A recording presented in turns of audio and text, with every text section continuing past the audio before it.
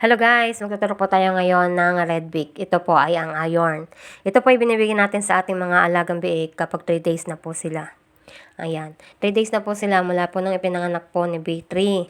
Kaya ko po naman tinawag na B3, ito pong inahin ay gawa ng ito po ay ang pang-tatlong inahin na akin pong alaga o akin nabili. Ayan, kaya may B1, B2 at B3 tayo na inahing baboy. At ito nga po yung mga anak nga niya na dati ay nung pinanganak niya 11, nilabas niya po yung isa na patay na. At yung dalawa naman po na kinabukasan ay sumunod pong namatay.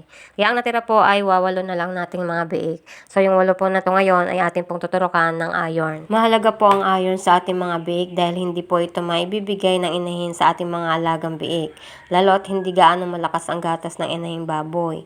At para din po maiwasan ang pagkabansot ng ating mga alagang biik, kaya po kailangan po talaga natin itong iron na iturok sa kanila. At para din po yun, makaiwas po tayo sa anemia. Kasi nga po, pag namumutla po ang mga alaga natin biik, ibig sabihin ay baka may anemia or anemic na po sila. Kaya, kailangan po talaga natin ng iron.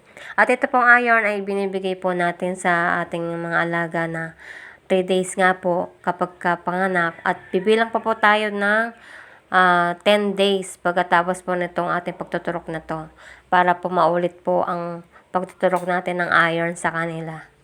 Ayan, ganyan po ang ginagawa namin sa aming mga alagang biik. At 1 ml nga lang po pala ang ating ibinibigay sa kanila, 1 ml kada biik. Ayan. Kaya ang ginagamit ko po ditong karayom ay ang maliit lang. Tapos maliit po na syringe para sakto lang po ang ating ilalagay na iron or gamot. Ito lang po muna. Don't forget to follow and share.